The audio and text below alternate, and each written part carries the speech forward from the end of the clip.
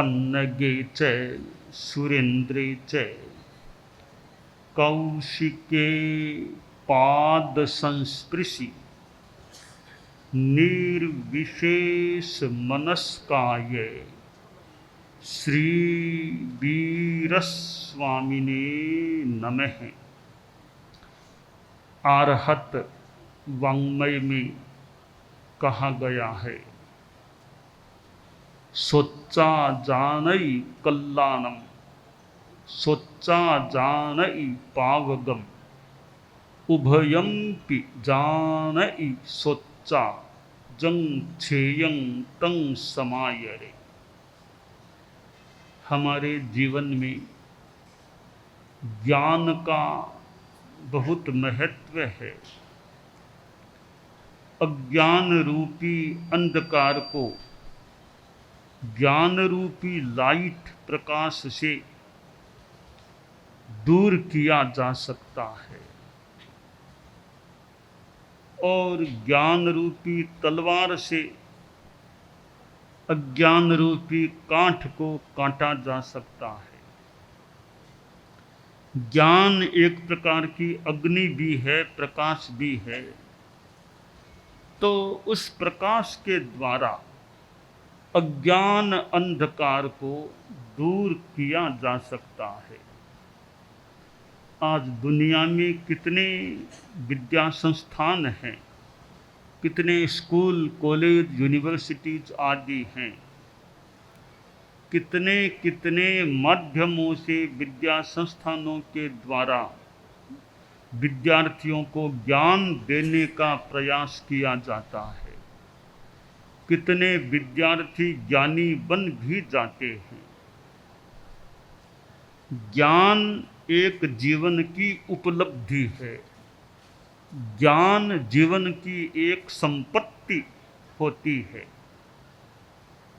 ज्ञान पुस्तकों के द्वारा भी प्राप्त किया जा सकता है। पढ़ने से ज्ञान मिलता है।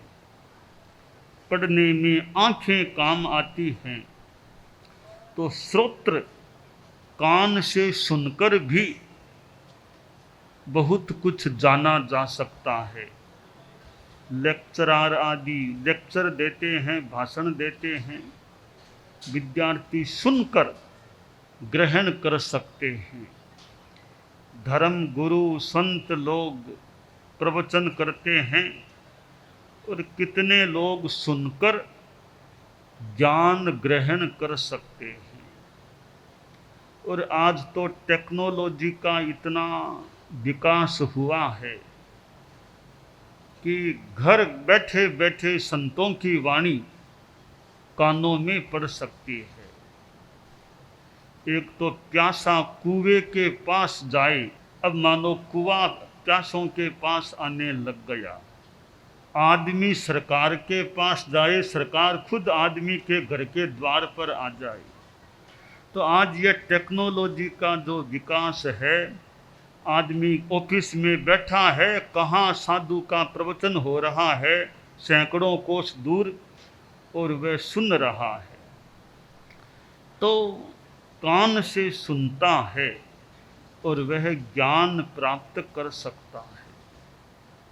सुनकर के आदमी अच्छी बात को भी जान लेता है और सुनकर के बुरी बात यानी पाप को भी जान लेता है। कल्याण को भी सुनकर जाना जाता है और पाप को भी सुनकर जाना जाता है। कल्याण और पाप दोनों को जानकर जो श्रेयस्कर है, छेक है, अच्छा है, उसका जीवन में आचरण हमें करना चाहिए। ज्ञान, सम्यक ज्ञान मिले और फिर वह जीवन में उतर जाए। आदमी सुख पाना चाहता है और आदमी क्या और भी प्राणी सुख जहाँ मिले, जैसे मिले वैसा वे प्रयास भी करने वाले कर सकते हैं। पर सुख दो प्रकार का होता है। एक तात्कालिक सुख एक दूसरा है शाश्वत सुख।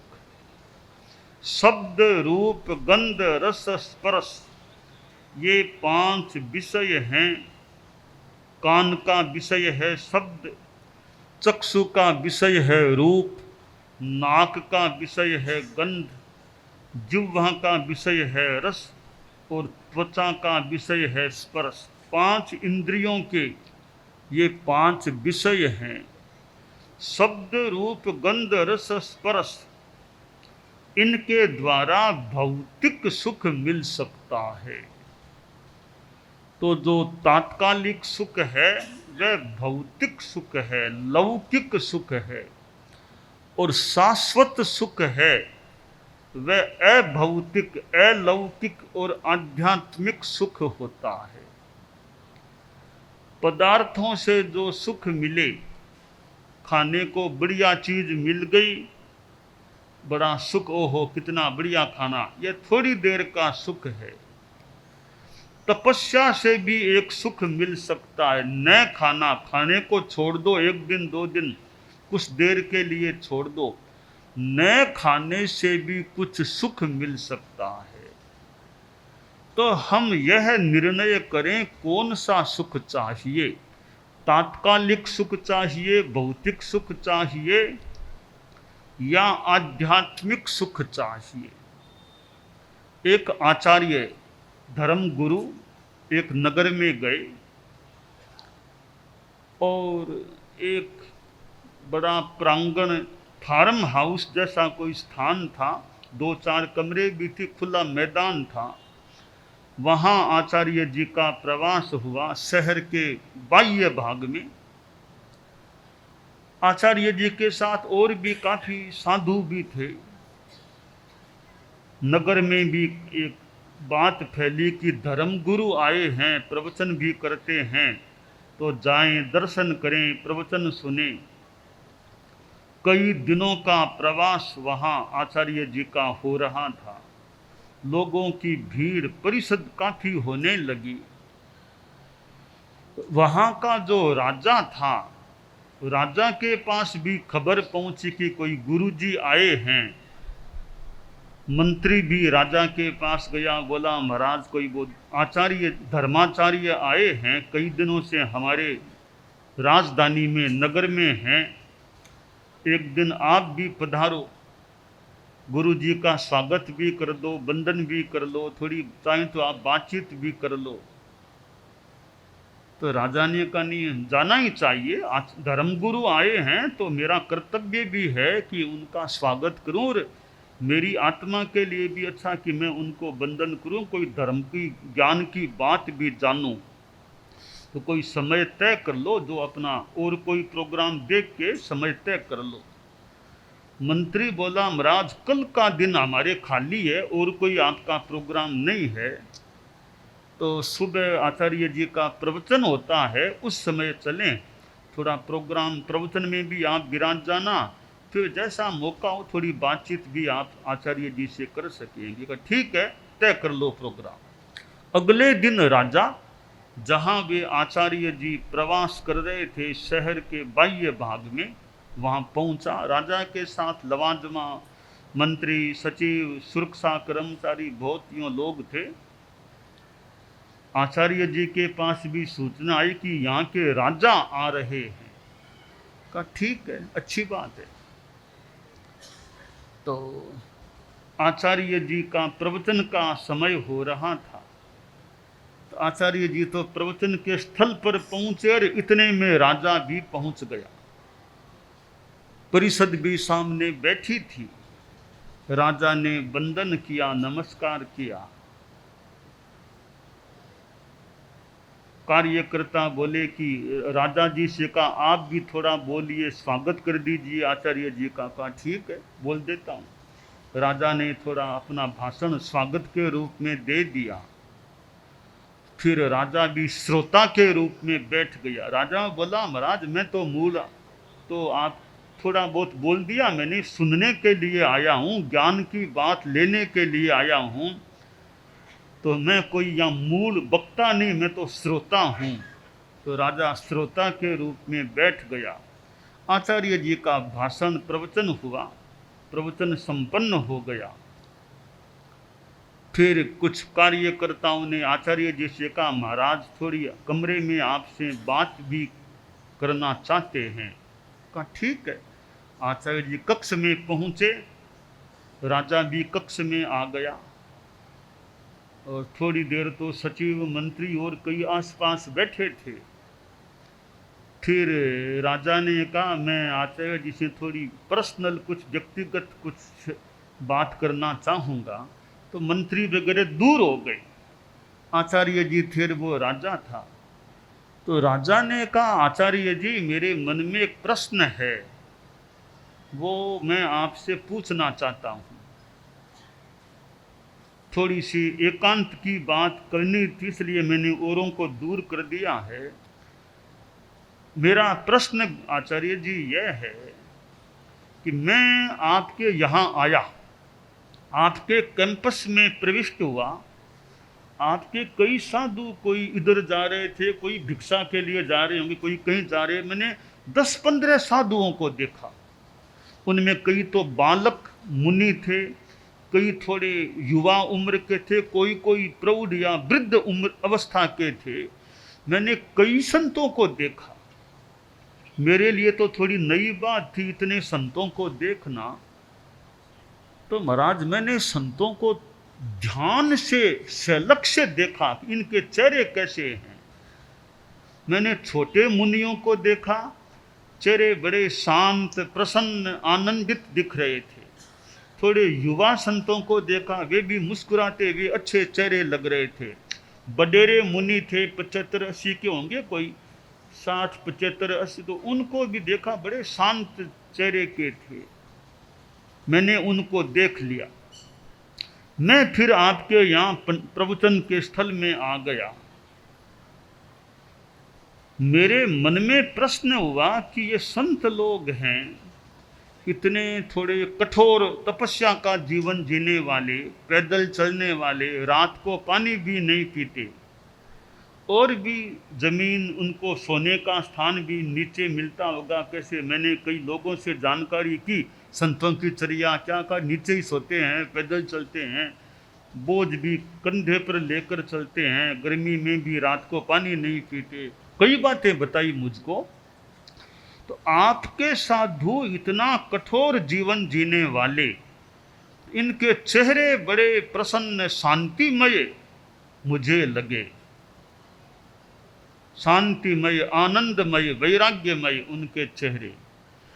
दूसरी ओर महाराज मैं पर्सनल बात कहूँ आपसे, मेरे राजकुमार हैं, वे तो एकदम सुविधाओं का जीवन जीने वाले, एसी क्या, टीवी क्या, बड़े बड़े अच्छे बंगले क्या, कार, कोई मानो उपलब्ध सुविधाओं में कोई कमी नहीं है। राजकुमार हैं, खूब ठाट बाट से रहते हैं।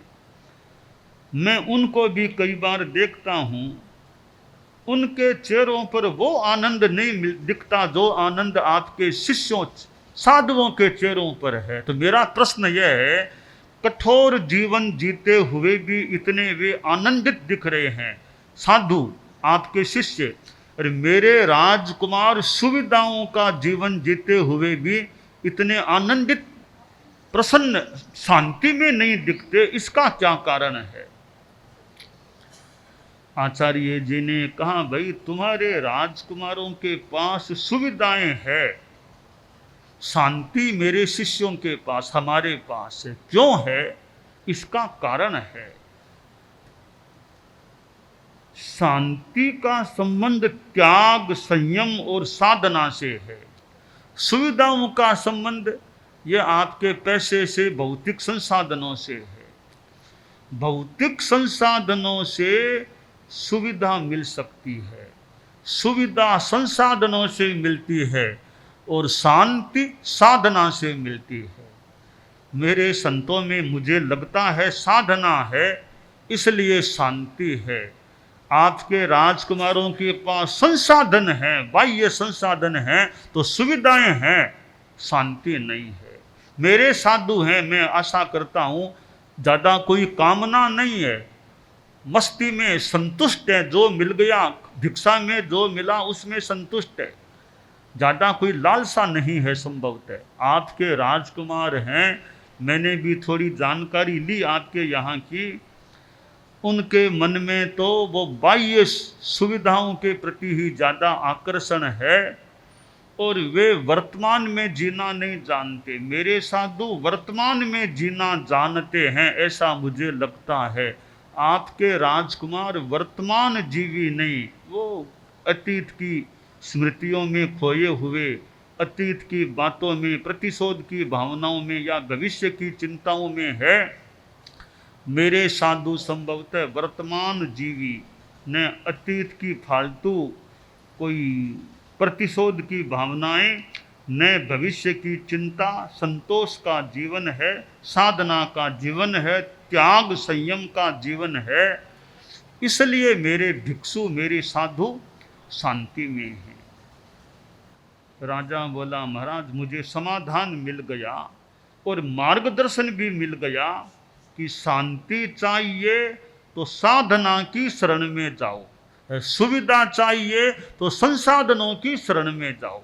संसाधनों से सुविधा मिलेगी, आपके पास एसी है, खूब आराम से आप बैठे हो, सो एसी लगा हुआ है, कोई गर्मी की समस्या नहीं है।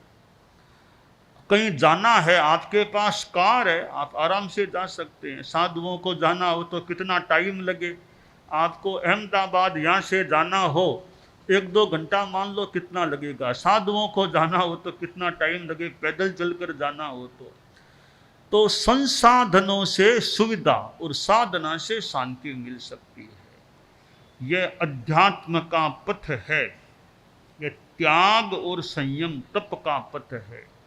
सुनकर के आदमी अध्यात्म की शांति के साधन की, शांति के कारणों की जानकारी कर सकता है और सुनकर पापों की भी जानकारी कर सकता है। आदमी पापों से विरत हो और धर्म के मार्ग पर चले। बच्चा रात को पढ़ रहा था, 10 बज गए, 10:30 बज गए, बहुत लगन के साथ पढ़ रहा था।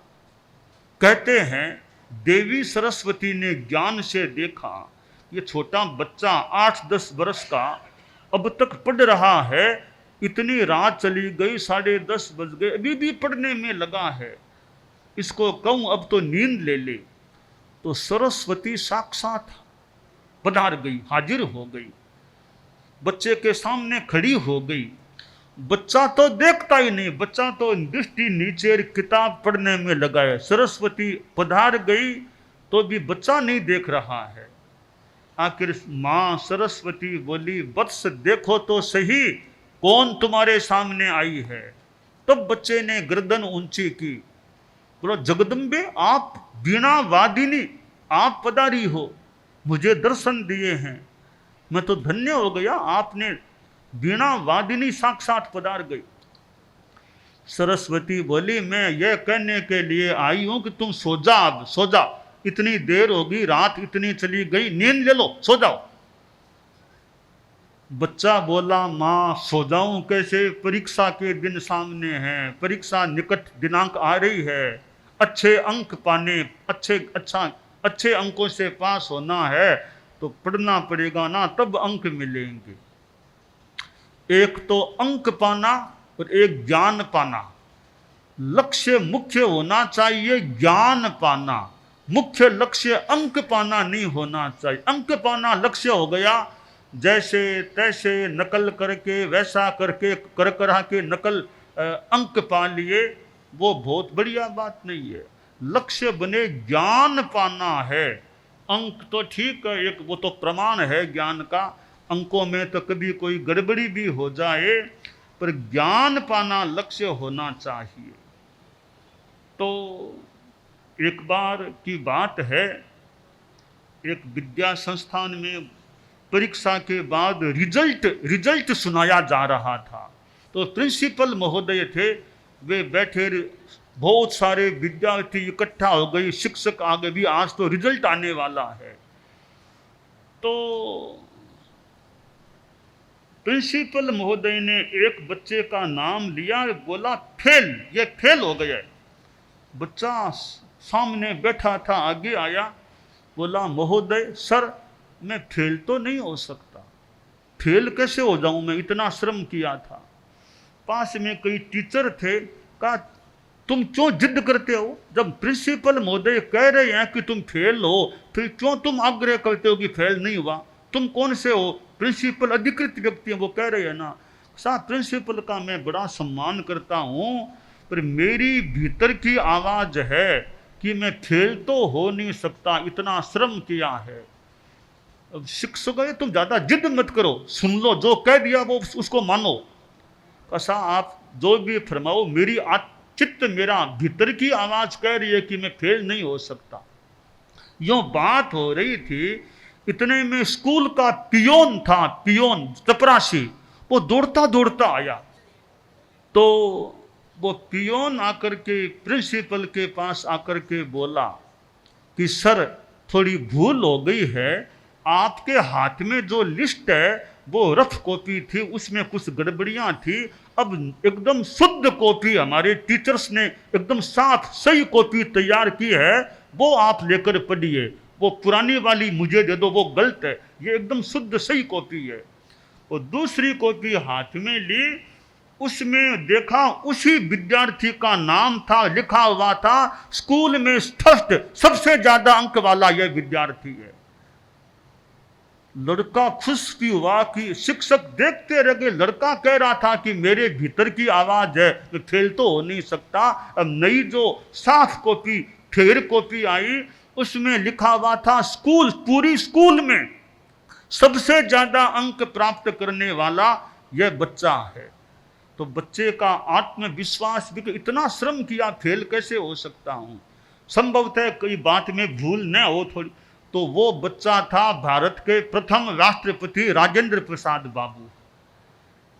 तो बच्चा श्रम करे तो अंक मिल सकते हैं, अंक पाना लक्ष्य न बने, लक्ष्य बने ज्ञान पाना, योग्यता को प्राप्त करना। तो वो बच्चा बैठा पढ़ रहा था, माँ सरस्वती खड़ी थी, माँ सरस्वती बोली बच्चे तुम सो जाओ, नींद ले लो। लड़का बोला सो जाऊं कैसे माँ, परीक्षा एकदम निकट आ गई है, मुझे तो बहुत अच्छे अंकों से पास होना है, श्रम करके पास होना है। तो सरस्वती माँ बोली बेटा मैं विद्या देवी हूँ, विद्या देवी मैं हूँ, मैं तुम्हें वरदान दे रही हूँ, तुम अच्छे से अच्छे अंकों से पास हो जाओगे, तुम अब आराम करो, नींद ले लो। अब बच्चे की लगन देखिए, बच्चा बोला माँ बड़ी कृपा है, वरदान दे रही हो, पर मैं वरदान से पास होना नहीं चाहता, मैं परिश्रम से पास होना चाहता हूँ, मैं तो पढ़ना चाहूँगा और श्रम करना चाहूँगा। तो सरस्वती भी बड़ी मुस्कुराई कि कितनी लगन है बच्चे में। तो सरस्वती बोली मैं आई हूँ, कोई तो सेवा मेरे से ले लो, मैं तो माँ हूँ ना, मैं तो माँ हूँ, तो कोई सेवा कोई काम मेरे से कराओ। तो लड़का बोला माँ एक काम कर दो, इतनी आपकी कृपा, एक काम करो, वो वहाँ तेल पड़ा है, तेल का डिब्बा, आप तेल लाओ, इस दिए में तेल डाल दो, दिया जलता रहे, मैं पढ़ता रहूं, इतना काम कर दो आप। तो यह विद्यार्थी की लगन। आज सरस्वती यह विद्या का संस्थान है, और ये विद्या संस्थान जहाँ ज्ञान प्रदान, ज्ञान आदान होता है, और साथ में संस्कार, सरस्वती और संस्कार, कि संस्कार बच्चों में अच्छे आए, कि बच्चों में नैतिकता, ईमानदारी, परिश्रमशीलता, कि हम अंक पाने का ही लक्ष्य न रखें, परिश्रम करने में रुझान रखें। तो ये नैतिकता, अहिंसा, नशा मुक्ति, कई बच्चे अगर ये ड्रग्स के सेवन में, आदतों में पड़ जाएं, इन गलत चीज़ों में न जाएं, ऑनेस्टी के प्रति मनोभाव हो और मन में अहिंसा की भावना हो। बच्चे शिक्षकों के साथ कैसा व्यवहार करते हैं, बच्चे माता पिता के साथ कैसा व्यवहार करते हैं, और बच्चे अपने जीवन में ये आपस में लड़ाई झगड़ा तो फालतू नहीं करते, यूँ अच्छे संस्कार बच्चों में आ जाएं, तो अच्छे बच्चे बच्चे अच्छे हो गए तो मानो भविष्य की अच्छा होने का रास्ता बन सकता है।